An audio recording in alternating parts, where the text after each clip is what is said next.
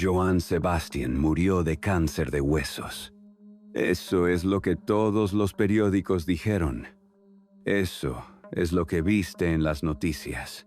Eso es lo que quedó registrado en el certificado de defunción número 0745, expedido por el Registro Civil de Taxco Guerrero el día 13 de julio de 2015. Mieloma múltiple. 2 palabras médicas que explicaban todo. 16 años de lucha. Un guerrero que finalmente perdió la batalla. México llorando a su poeta del pueblo. Millones de personas devastadas. Flores cubriendo su rancho en Juliantla. Mariachis tocando sus canciones afuera de su tumba. Una historia triste. Una historia hermosa. Una historia perfecta. Pero hay algo que no te dijeron esa noche. Algo que pasó en las últimas 4 horas de vida de Johann Sebastian. Algo que su familia decidió enterrar junto con él. Algo que los empleados de su rancho susurran todavía, pero nunca en voz alta. Algo que los doctores prefirieron no registrar. Algo que las autoridades decidieron no investigar. Porque la verdad sobre las últimas 4 horas de Johann Sebastian es mucho más oscura que cualquier canción de despecho que él haya compuesto. Mucho más perturbadora que cualquier balada triste. Mucho más aterradora que cualquier corrido sobre la muerte. Y hoy vas a saber exactamente qué pasó. Vas a saber quiénes llegaron a ese rancho cuando Johann agonizaba. Vas a saber qué hicieron cuando cerraron la puerta de su habitación. Vas a saber por qué no hubo autopsia aunque la ley mexicana lo requiere. Vas a saber por qué confiscaron todos los teléfonos celulares en su funeral. Vas a saber qué vio su prima cuando se acercó al ataúd antes de que lo sellaran para siempre. Y vas a saber por qué nadie en su familia ha hablado de esto en 10 años. ¿Por qué los empleados que estaban ahí esa noche desaparecieron del rancho semanas después? ¿Por qué el periodista que investigó su muerte recibió amenazas y tuvo que dejar Guerrero? Pero antes de llegar a las últimas 4 horas, necesitas entender algo fundamental sobre Johann Sebastian. Algo que cambia completamente cómo ves su muerte. Johann Sebastian no era solo un cantante exitoso. No era solo el rey del jaripeo. No era solo el compositor de tatuajes y secreto de amor. Era algo más. Algo que la gente de Juliantla siempre supo, pero nunca dijo en voz alta. Algo que sus empleados veían, pero nunca comentaban. Algo que su familia conocía perfectamente, pero ocultaba al mundo. Johann Sebastian tenía conexiones. Conexiones profundas. Conexiones peligrosas, conexiones que eventualmente costarían la vida de 2 de sus hijos y posiblemente la suya propia. Pero necesitas entender cómo empezaron esas conexiones, porque Johann no nació siendo narco. No empezó su carrera trabajando para el cártel. Empezó como cualquier cantante de pueblo, tocando en fiestas, cantando en palenques, componiendo canciones de amor. El problema es que en Guerrero, especialmente en los años 80 y 90, no podía ser exitoso sin permiso, sin protección, sin pagar tributo. El narcotráfico controlaba todo: los palenques, las fiestas, los eventos. Si querías tocar, ellos decidían dónde. Si querías cobrar, ellos decidían cuánto. Si querías vivir, aceptabas las reglas. Y Johann aceptó, como todos. Porque la alternativa era morir como Valentín Elizalde, como Sergio Gómez, como docenas de cantantes que dijeron no, que se negaron, que pensaron que la música los protegería. Al principio era simple. Johann tocaba en fiestas privadas del cártel. Le pagaban bien, muy bien. $50,000 por noche, 100,000. Cantidades que ningún palenque legal pagaba, y lo único que pedían a cambio era discreción. No hablar, no contar quién estaba ahí, no mencionar lo que veías. Joan aceptó ese trato durante años. Tocaba, cobraba, callaba, y con ese dinero compró su primer rancho, sus primeros caballos, su primera camioneta de lujo, su primera casa en la ciudad. Pero el problema con el narco es que nunca es suficiente con tocar y callar. Siempre quieren más, siempre necesitan algo adicional, siempre escalan. Y un día, alguien del cártel le propuso a Joan algo diferente. No solo tocar en sus fiestas, sino prestarle su rancho para reuniones, para negocios, para planear operaciones. El rancho estaba en ubicación perfecta, en medio de las montañas. Difícil de vigilar, fácil de defender, y con un dueño famoso que nadie sospecharía. Joan dijo que sí, porque decir no significaba perder todo: el rancho, los caballos, la familia, la vida. Y así empezó. Primero una reunión al mes, luego 2, luego 1 por semana. El Rancho Cruz de la Sierra se convirtió en punto de encuentro para los capos más importantes de México. Las conexiones que nadie menciona.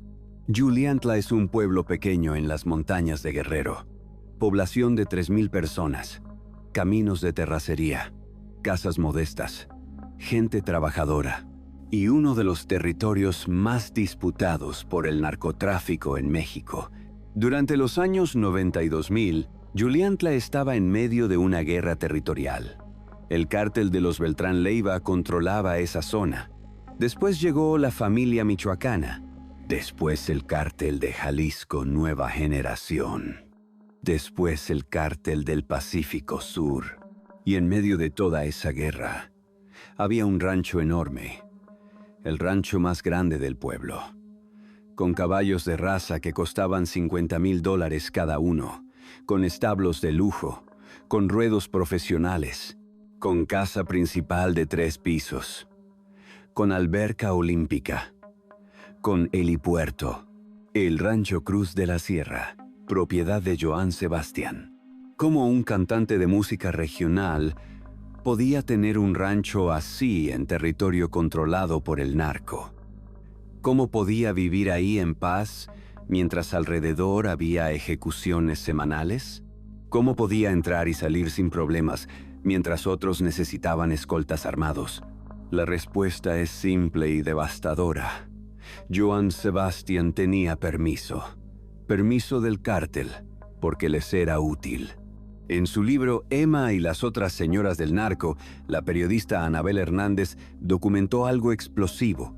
Según testimonios de 2 personas que trabajaron para el cártel de los Beltrán Leiva, Joan Sebastián y su hermano Federico organizaban reuniones en ese rancho, reuniones entre capos, reuniones de negocios, reuniones donde se dividían territorios y se planeaban operaciones.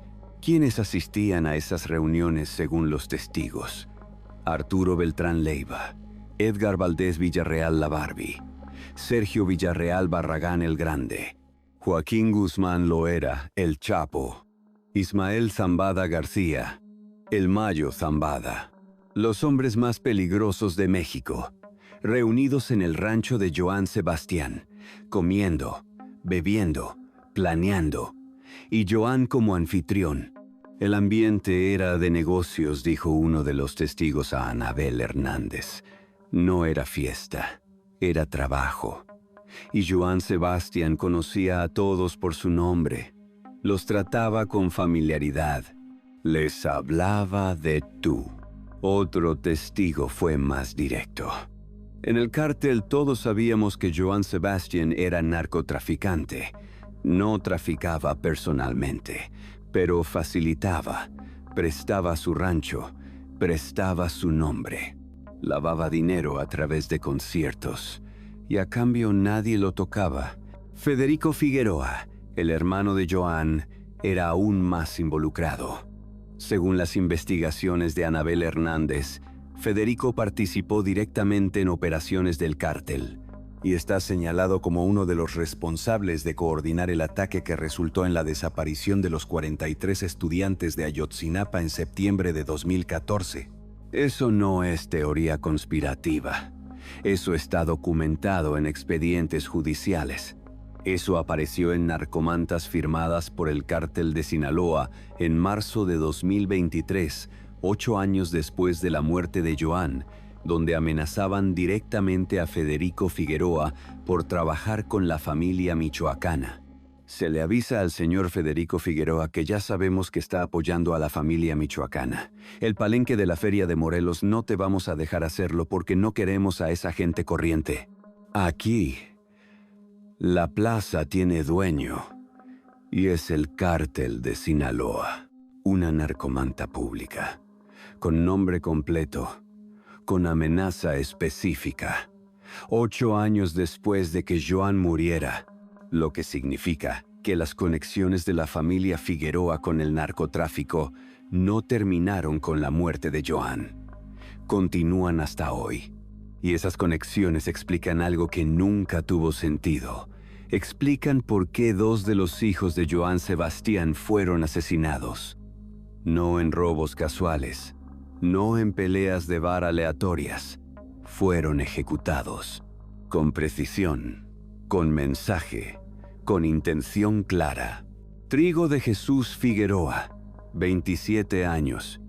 El hijo mayor de Joan, el que se parecía más a él físicamente, el que heredó su amor por los caballos, el que lo acompañaba a todos sus conciertos, el que manejaba parte de su equipo técnico.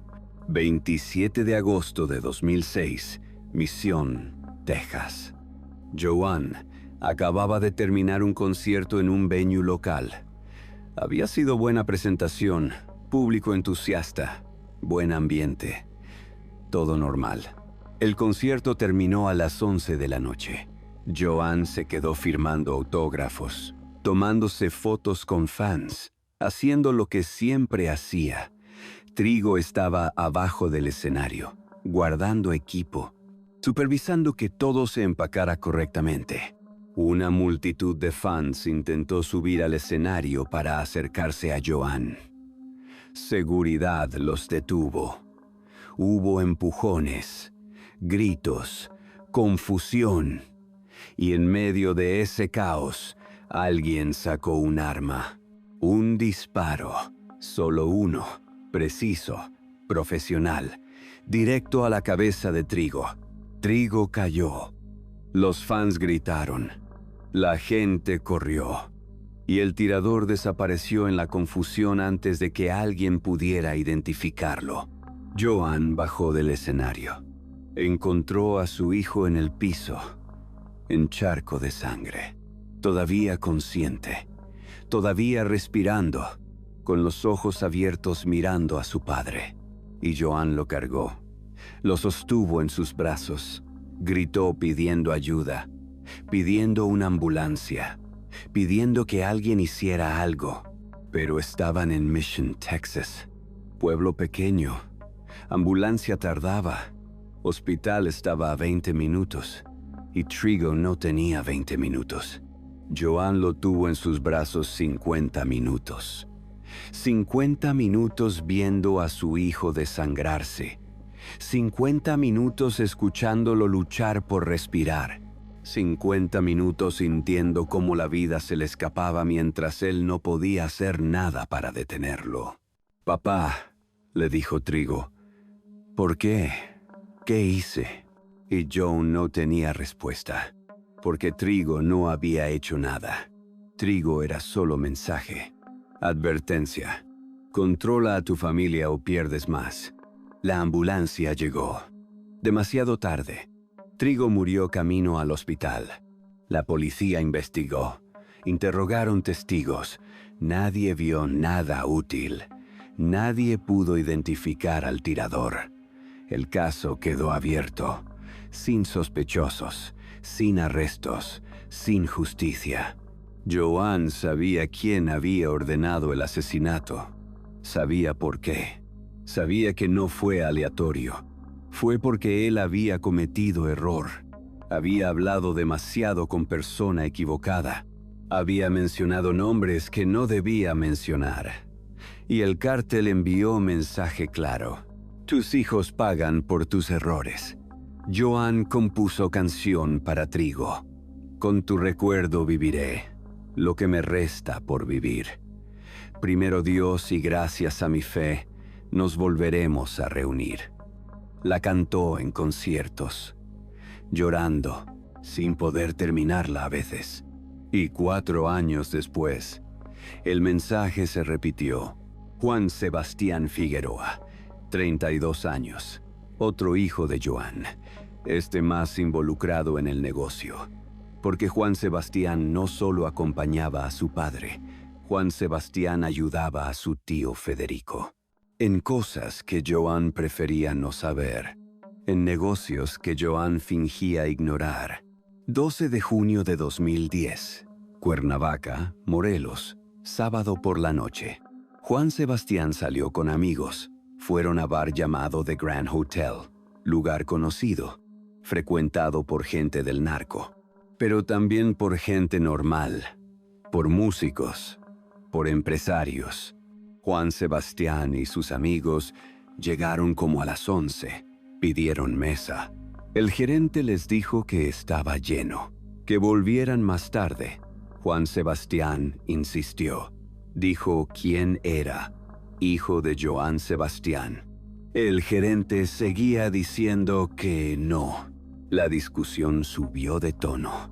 Los amigos de Juan Sebastián se molestaron, empezaron a empujar, seguridad del bar intervino y entonces alguien sacó pistola. No está claro quién disparó primero. Las versiones contradicen. Testigos dicen cosas diferentes, pero el resultado fue claro. Juan Sebastián recibió 4 disparos, 2 en el cuello, 2 en el abdomen. Cayó en la calle afuera del bar. Sus amigos lo cargaron, lo metieron en carro, lo llevaron corriendo al hospital. Pero era demasiado tarde. Las balas habían destrozado arterias importantes. Juan Sebastián murió desangrado antes de llegar. La versión oficial fue pelea de bar. Altercado que se salió de control. Arrestaron al guardia de seguridad que supuestamente disparó. Lo acusaron de homicidio. Pero 6 meses después lo liberaron por falta de pruebas. Joan Sebastián dio conferencia de prensa en su rancho, semanas después del asesinato, devastado, envejecido, con ojos de hombre que ha perdido demasiado. Que si el asesinato de mi hijo fue ajuste de cuentas por las cosas que dicen de mí, dijo Joan con voz quebrada. Yo les digo algo. Si el ejército vino a mi rancho, se pudo dar cuenta de que traigo 500 hombres armados.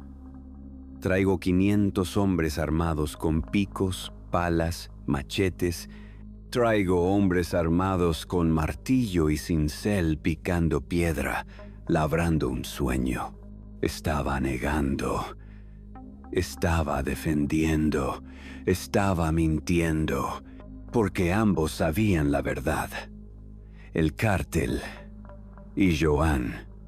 Juan Sebastián no murió por pelea de bar. Juan Sebastián murió porque estaba demasiado involucrado. Porque sabía demasiado. Porque se había convertido en riesgo.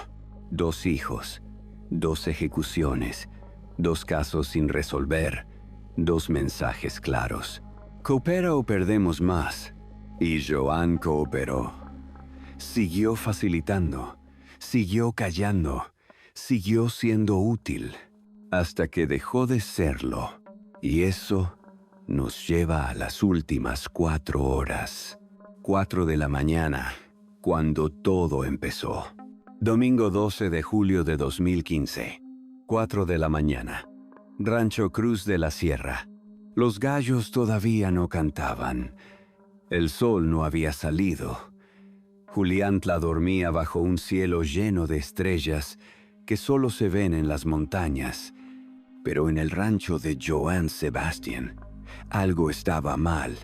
Los caballos empezaron a comportarse de manera extraña. Relinchaban sin razón, pateaban las puertas de sus establos, se negaban a comer. Los perros ladraban hacia la casa principal, aullaban. Ese tipo de aullido largo y triste que la gente del pueblo dice que anuncia muerte. Esteban Morales, uno de los cuidadores que llevaba 20 años trabajando en el rancho, se despertó por el ruido. Salió de su cuarto en la parte trasera de la propiedad. Caminó hacia los establos para calmar a los animales y vio algo que nunca podrá olvidar. Frente a la ventana de la habitación principal donde dormía Johann Sebastian, había un caballo parado completamente inmóvil. Un caballo blanco andaluz. El caballo que Johann llamaba el Padrino. El caballo que había costado $55,000. El caballo favorito de Johann. El animal miraba fijamente hacia el interior de la habitación, como vigilando, como esperando. Esteban se acercó lentamente. Llamó al caballo por su nombre. «Padrino, padrino, ¿qué haces aquí?» El caballo no se movió, no giró la cabeza.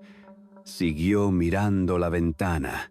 Esteban se acercó más. Extendió la mano para tocar al animal, y el caballo desapareció. Literalmente desapareció en la oscuridad como si nunca hubiera estado ahí. Esteban se quedó paralizado, respirando rápido, sudando frío, porque él sabía algo que hace esta visión aún más perturbadora. El padrino había muerto 5 días antes, el viernes 7 de julio, de causas que los veterinarios no pudieron explicar. Un caballo completamente sano, 7 años, en su mejor momento. De repente enfermó y murió en 24 horas.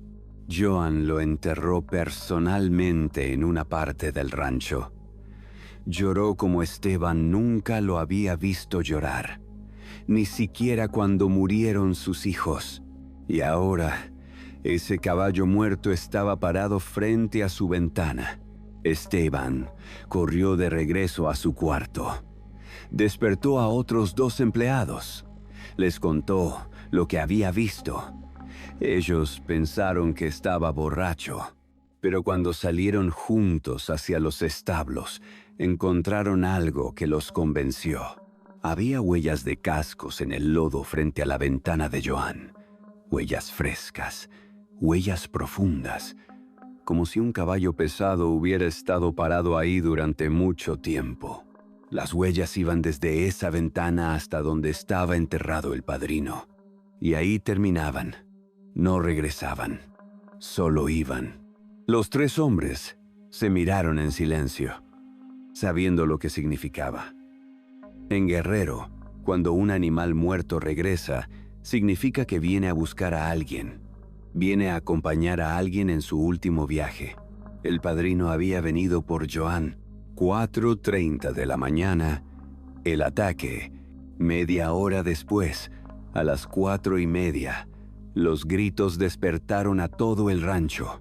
Alina Espino, la pareja de Johann durante los últimos 19 años, salió corriendo de la habitación principal. Estaba en pijama, descalza, llorando. «Ayuda. Necesitamos ayuda. Johann no puede respirar». Los empleados corrieron hacia la casa. Esteban llegó primero. Alina lo agarró del brazo. «Está teniendo un ataque.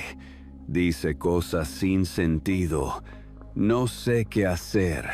Esteban entró a la habitación. Johann estaba en la cama, sentado, respirando con dificultad, sudando, los ojos muy abiertos, mirando hacia la ventana, hacia donde había estado el padrino. «Don Juan, ¿qué necesita?» «¿Llamamos al doctor?» Johann lo miró, pero era como si no lo viera, como si estuviera viendo a través de él. Y entonces Johann empezó a hablar. pero no en español. Palabras que Esteban no reconocía, un idioma que sonaba antiguo, gutural, como los rezos que las abuelas del pueblo hacen cuando alguien está muy enfermo. «Don Joan, ¿me escucha?» Joan siguió hablando en ese idioma extraño. Y entonces dijo 3 palabras en español.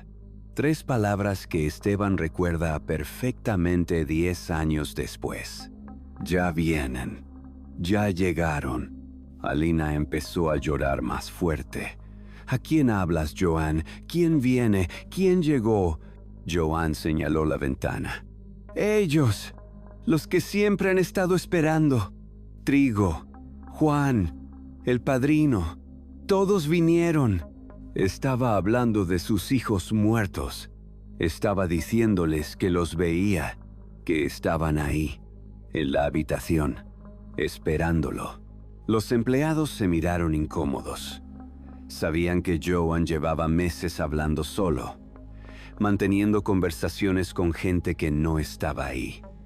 Los doctores dijeron que era efecto de los medicamentos para el dolor, los opioides potentes que tomaba: morfina, oxicodona, fentanilo. Pero esto era diferente. Esto no era delirio confuso.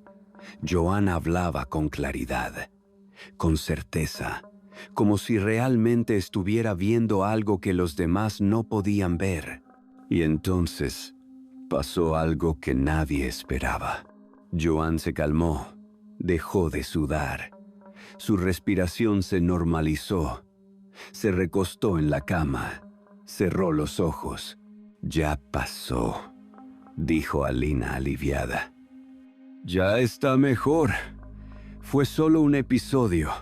Vuelvan a sus cuartos». Los empleados salieron, pero Esteban se quedó un momento más en el pasillo, porque escuchó a Joan decir algo más, muy bajo, casi un susurro, pero lo escuchó claramente. «Esta noche, a las 7, ya está decidido». Esteban sintió escalofríos. Bajó las escaleras, salió de la casa, y cuando miró hacia la ventana de la habitación de Joan, juró que vio una sombra, la sombra de un caballo, parada ahí, vigilando. 5 de la mañana. Las llamadas. 1 hora después, cuando el cielo empezaba a aclararse apenas, Federico Figueroa salió de una de las habitaciones de huéspedes. Federico, el hermano menor de Joan, había llegado al rancho 2 días antes, oficialmente para visitar, para estar con Joan durante lo que todos sabían que eran sus últimos días. Pero había algo raro en su presencia. Federico no estaba triste, no estaba preocupado, estaba ocupado. Pasaba horas en su cuarto con la puerta cerrada, haciendo llamadas, muchas llamadas. Esa madrugada a las 5, Federico salió de la casa. Llevaba su teléfono celular en la mano. Caminó hacia la parte trasera del rancho, hacia donde la señal era más débil, hacia donde nadie podía escucharlo. Pero uno de los empleados, un joven llamado Miguel que estaba de guardia esa noche, sí lo vio. Lo siguió a distancia. Curioso, porque algo en Federico siempre le daba mala espina. Miguel se escondió detrás de uno de los establos, lo suficientemente cerca para ver a Federico, lo suficientemente lejos para no ser visto. Federico marcó un número, esperó, y cuando contestaron, habló en voz muy baja. Miguel no pudo escuchar la conversación completa, solo fragmentos. «Sí, esta noche. ¿Cómo quedamos?» 7 de la tarde. Van a necesitar entrar por atrás. Sin uniforme, obviamente. El doctor va a estar ahí a las 7:30 para certificar. Natural. Todo tiene que verse natural. Miguel sintió que algo estaba muy mal. ¿Por qué Federico estaba haciendo planes sobre la muerte de Joan como si ya supiera cuándo iba a pasar? ¿Por qué mencionaba que alguien iba a entrar? ¿Quiénes necesitaban entrar por atrás? ¿Por qué sin uniforme? Federico hizo 3 llamadas más, todas cortas, todas en voz baja, todas con el mismo tono de alguien coordinando una operación. Cuando terminó, guardó su teléfono. Se quedó parado ahí varios minutos, fumando un cigarro, mirando hacia las montañas que empezaban a iluminarse con el amanecer. Y entonces dijo algo en voz alta, como hablando consigo mismo, o como hablando con alguien que no estaba ahí. Perdóname, hermano, pero es lo mejor, para todos. Miguel se quedó helado. Perdón, ¿por qué? ¿Qué había hecho Federico? ¿Qué iba a pasar a las 7 de la tarde? Cuando Federico regresó a la casa, Miguel corrió a despertar a Esteban. Le contó todo lo que había visto y escuchado. Esteban y Miguel se quedaron despiertos el resto de la madrugada, debatiendo qué hacer. Si decirle a alguien, si llamar a la policía, si avisar a Alina, pero tenían miedo. Porque ambos sabían quién era realmente Federico. Sabían de sus conexiones. Sabían que gente que se metía con Federico terminaba desaparecida. Entonces, decidieron esperar, observar y estar listos para lo que fuera a pasar a las 7 de la tarde, 12 de la tarde. El último día, Johann Sebastian pasó su último domingo casi normal. Se levantó tarde, como a las 11. Desayunó poco, pan, café, papaya, lo mismo de todos los días. Se vistió, jeans, camisa blanca, botas, su uniforme casual, el mismo look que había usado durante 40 años. Salió al ruedo, se sentó en las gradas, encendió un cigarro aunque los doctores se lo habían prohibido terminantemente. Miró a sus caballos, esos animales que amaba más que nada en el mundo. Uno de los cuidadores se acercó. ¿Quiere que saquemos algún caballo, don Joan? Joan negó con la cabeza. No, solo quiero mirarlos, memorizar cómo se ven, cómo se mueven. ¿Memorizar? ¿Para qué? Joan lo miró con una sonrisa triste. Para recordarlos donde voy. El cuidador no supo qué responder. Se alejó incómodo. Joan se quedó ahí hasta las 2 de la tarde, fumando, mirando, de vez en cuando hablando solo, o hablando con alguien que nadie más veía. A las 2, Alina salió a buscarlo. Joan, necesitas comer algo más y tomar tus medicinas. Ya pasó tu hora. No quiero medicinas hoy. Joan, los doctores dijeron que no me importa. Lo que dijeron los doctores. Cada palabra separada, con énfasis. Hoy quiero estar completamente consciente, completamente despierto para lo que viene. ¿Qué viene? Joan no respondió. Solo se levantó. Caminó de regreso a la casa. Alina lo siguió preocupada. Ya en la casa, Joan hizo algo extraño. Pidió que le trajeran una caja de madera grande, la misma donde guardaba documentos importantes. Se encerró en su estudio. Estuvo ahí 2 horas. Cuando salió, la caja estaba llena, sellada con cinta adhesiva, con un sobre pegado encima que decía un solo nombre: José Manuel. José Manuel Figueroa, su hijo mayor, el único de sus hijos varones que seguía vivo. Guarden esta caja, le dijo Joan a Alina. No la abran. Cuando yo muera, se la dan a José Manuel. Nadie más puede abrirla. ¿Entendido? Joan, no hables así. ¿Entendido? Alina asintió asustada. Joan nunca le había gritado. Joan subió a su habitación. Se acostó. Dijo que necesitaba descansar. Cerró la puerta. Y ahí se quedó las siguientes 3 horas, solo, en silencio. Los empleados que pasaban por el pasillo decían que lo escuchaban hablar, mantener conversaciones. Pero cuando tocaban la puerta para ver si necesitaba algo, Joan decía que estaba solo, que estaba bien, que lo dejaran en paz. Esteban y Miguel se miraban preocupados. El reloj avanzaba. Faltaban 4 horas para las 7, 3 horas, 2 horas, y ninguno de los dos tenía idea de qué hacer. 6 de la tarde. Llegaron a las 6 de la tarde, justo cuando el sol empezaba a ocultarse detrás de las montañas. 3 vehículos entraron al rancho. 2 SUVs negras, una camioneta pickup también negra, sin placas visibles, vidrios polarizados, silenciosas, entraron por el portón trasero del rancho.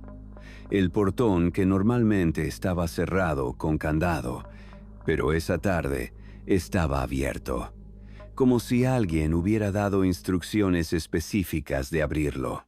Los vehículos se estacionaron detrás de la casa principal, lejos de donde estaban los cuartos de los empleados, lejos de donde cualquiera pudiera verlos desde el camino. Bajaron 6 hombres, todos vestidos casual, jeans, camisas, pero algo en ellos gritaba que no eran gente normal. La forma en que caminaban, la forma en que miraban alrededor, evaluando, calculando, preparados. Eran hombres entrenados. Hombres que sabían moverse en silencio, hombres que habían hecho esto antes.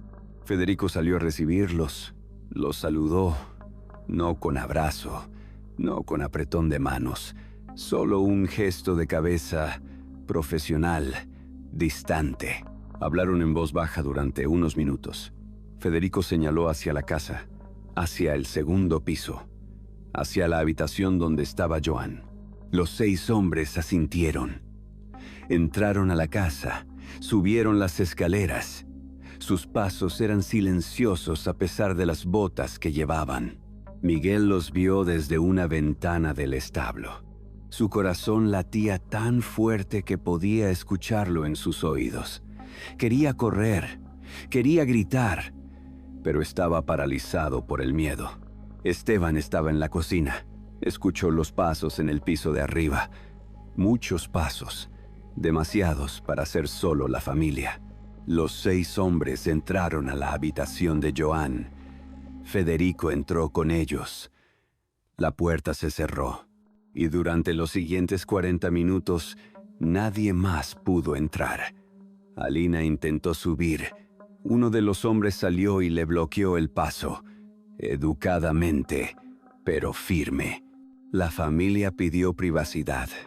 Por favor, espere abajo. Pero yo soy su pareja. Tengo derecho a... Por favor, espere. Abajo. No era sugerencia. Era orden. Alina bajó llorando. Se encerró en una habitación del primer piso. Los empleados se miraron entre ellos, asustados, confundidos, sin saber qué hacer. El reloj marcaba las 6:40, 6:45, 6:50. Y entonces, a las 7 exactamente, uno de los hombres salió de la habitación. Bajó las escaleras. Caminó directo hacia donde estaba Federico, que esperaba en la sala. Se acercó. Le dijo algo en voz muy baja. Una sola palabra. Esteban estaba lo suficientemente cerca. Escuchó claramente. Listo. Federico asintió, sin emoción, sin sorpresa, como si hubiera estado esperando exactamente eso. Los 6 hombres bajaron. Salieron de la casa, subieron a sus vehículos y se fueron por donde llegaron, por el portón trasero, sin prisa, sin nerviosismo, como si fueran trabajadores terminando su turno. Todo había tomado 40 minutos. Y 15 minutos después, a las 7:15 de la tarde del lunes 13 de julio de 2015, Johann Sebastian fue declarado oficialmente muerto. 7:15 de la tarde. La muerte oficial. Cuando Alina finalmente pudo subir a la habitación, encontró a Johann acostado en su cama, los ojos cerrados, las manos cruzadas sobre el pecho, en paz. Tocó su cara. Estaba fría. No. Joan despierta. Pero Johann no despertó, porque Johann ya no estaba. Federico llamó al doctor local, el mismo doctor que había estado tratando a Johann durante meses. El doctor llegó media hora después. A las 7:45, entró a la habitación, revisó a Johann, tomó su pulso, escuchó su corazón, verificó sus pupilas. Y sin hacer más preguntas, sin solicitar ningún análisis, sin pedir estudios de laboratorio, firmó el certificado de defunción. Causa de muerte. Complicaciones derivadas de mieloma múltiple. Hora de fallecimiento. 19:15 horas. Todo legal. Todo en orden. Todo perfecto. Pero había detalles que no cuadraban. Primero, Johann había sido hospitalizado 2 semanas antes. Los doctores que lo trataron en ese hospital dijeron que aunque su condición era delicada, no había riesgo inmediato de muerte. Le daban varios meses más, quizás 1 año si respondía bien al tratamiento. Segundo, en México la ley requiere autopsia para cualquier muerte que ocurra fuera de un centro médico, especialmente si es una persona famosa. Pero en el caso de Johann Sebastian, el Ministerio Público de Guerrero aceptó inmediatamente la muerte natural sin exigir ningún estudio forense.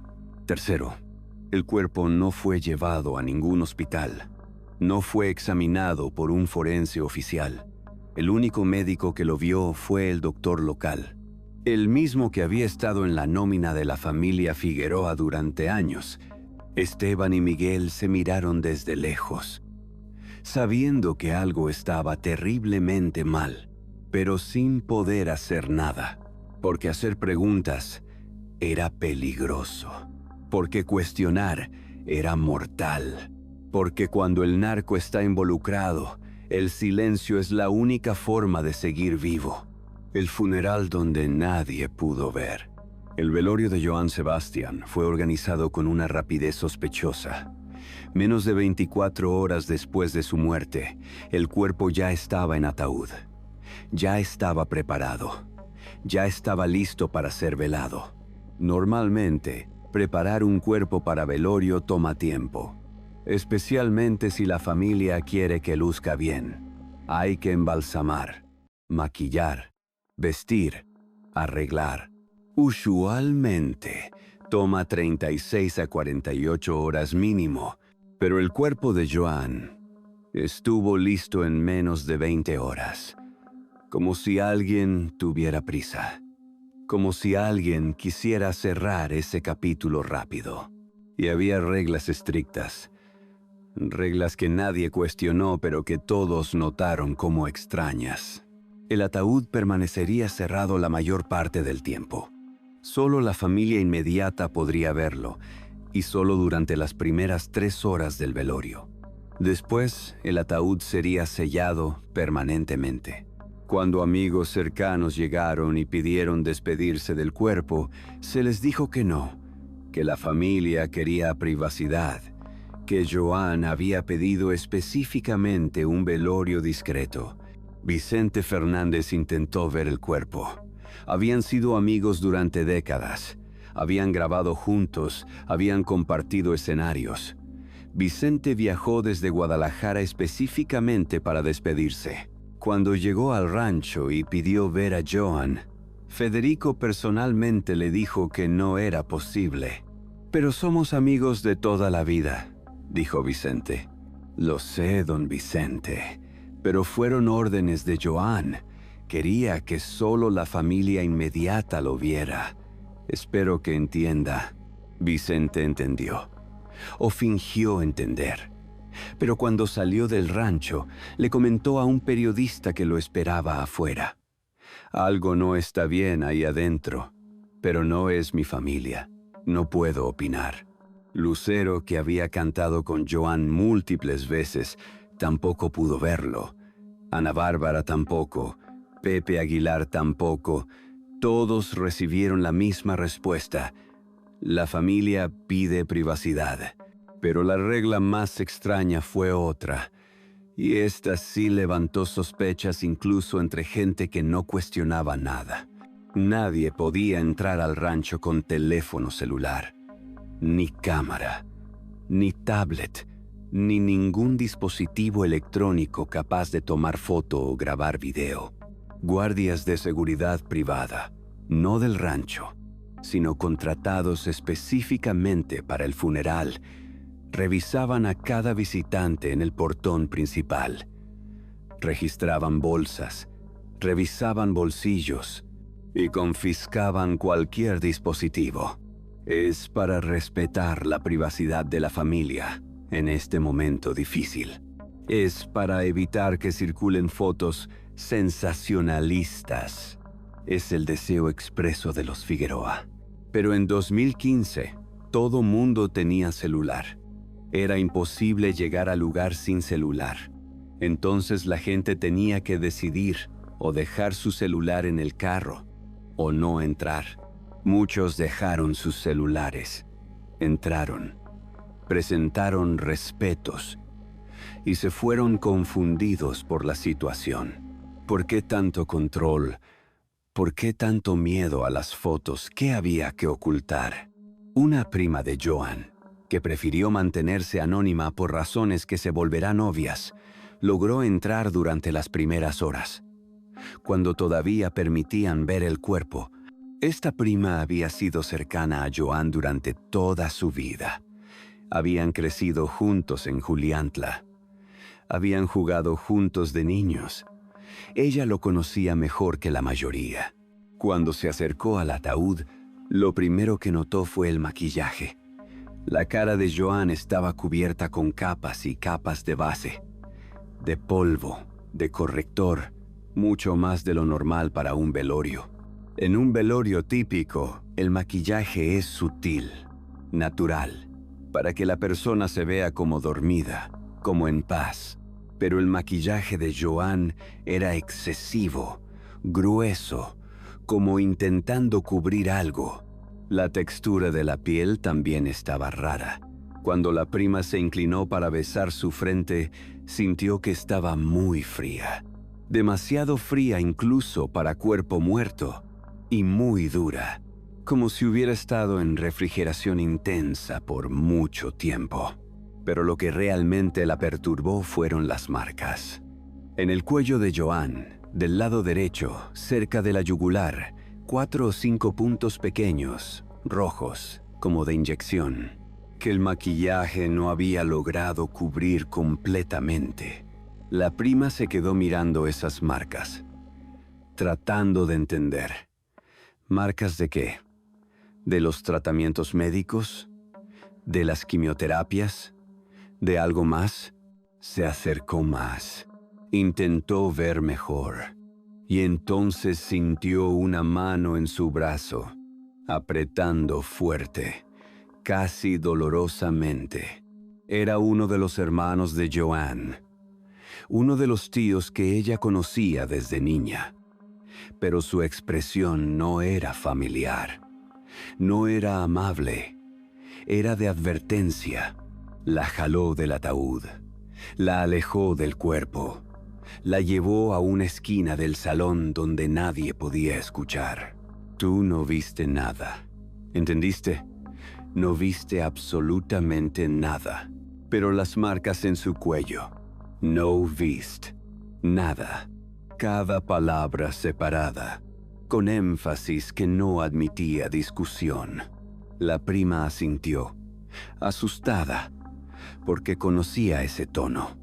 Era el tono de alguien que no está sugiriendo, está ordenando, y desobedecer tiene consecuencias. Se fue del rancho 20 minutos después, temblando, confundida, asustada, y durante años no le contó a nadie lo que había visto. Hasta que finalmente, viviendo ya en otro estado, lejos de Guerrero, lejos de la familia Figueroa, se atrevió a hablar con un periodista de radio local. Le contó de las marcas, del maquillaje excesivo, de la amenaza, de todo. El periodista le preguntó, ¿por qué crees que tenía esas marcas? No lo sé con certeza, respondió ella, pero he pensado en eso durante años y solo hay una explicación que tiene sentido. Le inyectaron algo, algo que lo mató o que aceleró su muerte, y el maquillaje era para ocultarlo. ¿Por qué harían eso? No lo sé.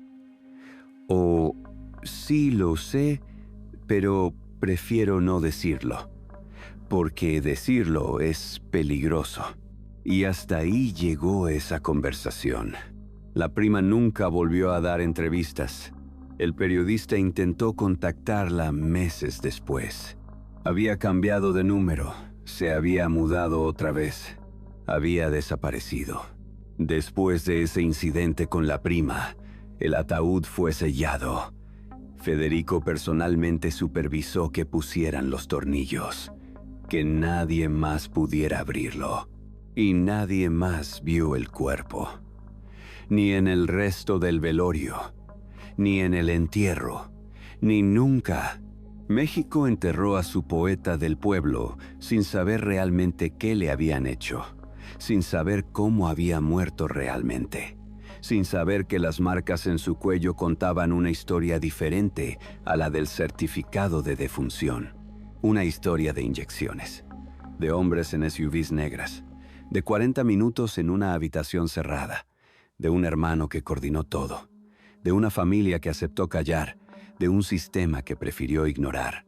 Y esa historia se fue con Joan a la tumba, sellada, enterrada, olvidada oficialmente, pero no por todos. Lo que pasó después. En las semanas posteriores a la muerte de Joan Sebastián, cosas extrañas empezaron a pasar en Juliantla. Los empleados del rancho que habían estado ahí esa noche empezaron a desaparecer. No todos a la vez, de forma escalonada, uno por uno. Primero fue Miguel. Renunció súbitamente. Dijo que su familia en Michoacán lo necesitaba. Se fue en menos de una semana. Nadie volvió a saber de él. Luego fue otro cuidador. Luego uno de los jardineros. Luego la cocinera que había trabajado ahí 15 años. Todos con excusas diferentes. Todos saliendo rápido. Todos desapareciendo sin dejar rastro. Esteban fue el último en irse. 3 meses después del funeral, una noche llegaron hombres al rancho.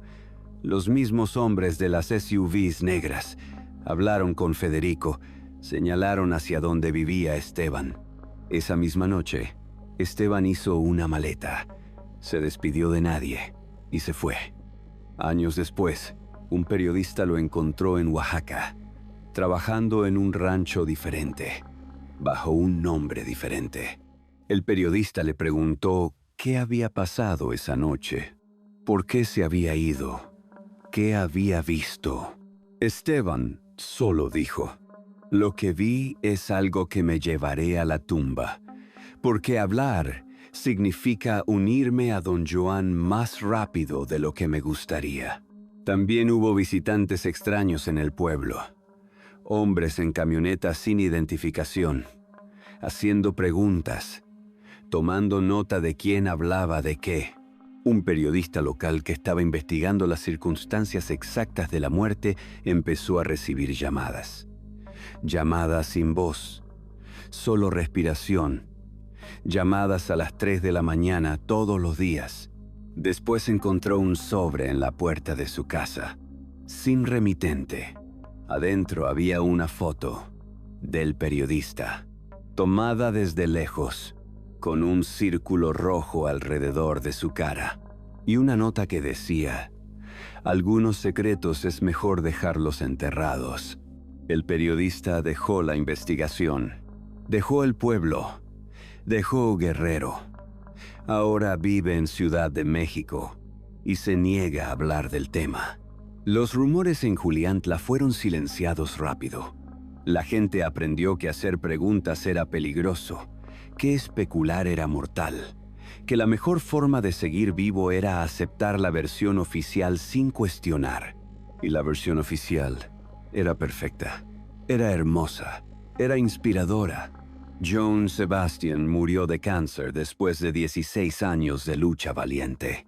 Murió en paz, rodeado de familia, en su amado rancho, como un guerrero que finalmente descansa. México lloró. El mundo lloró. Sus canciones sonaron en todos los radios. Sus conciertos se transmitieron en televisión. Su legado se celebró. Y nadie preguntó por las últimas 4 horas. Nadie preguntó por los hombres en las SUVs negras. Nadie preguntó por las llamadas de Federico. Nadie preguntó por las marcas en el cuello. Nadie preguntó por la ausencia de autopsia. Porque en México hay cosas que es mejor no saber. Hay verdades que es mejor no buscar. Hay preguntas que es mejor no hacer. Johann Sebastian no murió de cáncer. El cáncer lo estaba matando. Lento, doloroso, pero lo estaba matando en su propio tiempo. Le daban meses, quizás un año, pero alguien decidió acelerar el proceso. Alguien decidió que era tiempo, que Johann sabía demasiado, que John había visto demasiado, que John se había convertido en riesgo, en testigo, en problema que necesitaba solución. Y ese alguien envió a 6 hombres en 3 SUVs negras para asegurarse de que ese tiempo llegara exactamente cuando debía, a las 7:15 de la tarde, del lunes 13 de julio de 2015. ¿Qué le inyectaron exactamente? Nadie lo sabe, porque no hubo autopsia, porque el cuerpo fue cremado poco después, porque toda evidencia desapareció con el humo. Pero los forenses conocen docenas de sustancias que pueden simular muerte natural. Cloruro de potasio que causa paro cardíaco instantáneo. Insulina en dosis masivas que baja azúcar hasta matar. Morfina concentrada que detiene respiración. Relajantes musculares que paralizan corazón. Todas sustancias que después de horas no dejan rastro detectable, especialmente si el muerto ya estaba enfermo, especialmente si ya tenía razones médicas legítimas para morir, especialmente si nadie está buscando asesinato porque la historia oficial es muerte natural. El cártel tiene acceso a médicos, a químicos, a gente que sabe exactamente cómo matar sin dejar evidencia. Y en el caso de Johann, ni siquiera necesitaban ser tan cuidadosos, porque Johann ya se estaba muriendo. Solo necesitaban acelerar el inevitable. Y lo hicieron, con eficiencia, con precisión, con un certificado de defunción que decía causas naturales. Con un funeral donde nadie pudo tomar fotos, con testigos que fueron silenciados o desaparecieron, con periodistas que fueron amenazados hasta que dejaron de preguntar. Fue el asesinato perfecto, disfrazado de tragedia médica, envuelto en luto nacional, protegido por el silencio de una familia que eligió cooperar, porque protestar significaba unirse a Johann en la tumba. La familia lo sabe. Federico especialmente lo sabe, porque Federico coordinó todo, hizo las llamadas, abrió el portón trasero, Dejó entrar a los hombres. Se aseguró de que el doctor certificara sin preguntar. Se aseguró de que los empleados callaran. Se aseguró de que el cuerpo fuera cremado antes de que alguien pudiera exigir autopsia. ¿Por qué lo hizo? ¿Por qué traicionó a su propio hermano? Quizás porque no tuvo opción. Quizás porque el cártel le dijo que o coordinaba la muerte de Joan o toda la familia moría. Quizás porque Federico ya estaba tan involucrado que no podía negarse. Quizás porque así funciona el narco. Te usan hasta que ya no sirves y cuando dejas de ser útil te eliminan. Joan había dejado de ser útil. Estaba demasiado enfermo para seguir facilitando. Demasiado débil para seguir siendo anfitrión de reuniones. Demasiado visible como para seguir encubriendo. Y peor, sabía demasiado. Había visto demasiadas caras, escuchado demasiados planes, presenciado demasiadas reuniones. Era testigo. Y los testigos son peligrosos. Especialmente cuando están muriendo y podrían decidir confesar antes de partir. Podrían decidir limpiar su conciencia. Podrían decidir dejar grabaciones, documentos, testimonios, como de hecho Joan hizo. La caja sellada que le dejó a José Manuel. La caja que nadie ha abierto públicamente. La caja que probablemente contiene nombres, fechas, confesiones, pruebas. José Manuel la tiene, guardada, sellada, sin usar. Porque usarla es sentencia de muerte. Porque denunciar a las personas nombradas ahí significa destruir no solo a esas personas, sino a toda su familia. Porque el narco no perdona traiciones, y revelar esos secretos es traición máxima. Entonces José Manuel vive con ese peso, con esa caja, con esa verdad, sabiendo cómo murió realmente su padre, sabiendo quién lo ordenó, sabiendo quién lo ejecutó, sabiendo que su tío Federico participó, y sin poder hacer nada porque hacer algo es morir. Es la maldición de los Figueroa saber todo y no poder decir nada, vivir con la verdad y tener que repetir la mentira, llorar al padre y proteger a los que lo mataron. La familia lo sabe, los empleados lo saben, el cártel lo sabe, las autoridades lo saben y ahora tú también lo sabes. La pregunta es, ¿qué vas a hacer con esa información? ¿La vas a compartir? ¿La vas a investigar? ¿La vas a cuestionar? ¿O vas a hacer lo que todos hicieron? Aceptar la versión oficial, seguir escuchando sus canciones, seguir recordándolo como el poeta del pueblo que murió luchando valientemente contra el cáncer. Porque a veces la mentira es más cómoda que la verdad. Y a veces seguir vivo es más importante que buscar justicia. Joan Sebastián lo aprendió demasiado tarde. Sus hijos lo aprendieron demasiado tarde. Los que quedamos vivos tenemos la opción de aprender sin pagar ese precio. O de seguir preguntando hasta que llegue nuestro turno de recibir visita de hombres en SUVs negras. Tú decides.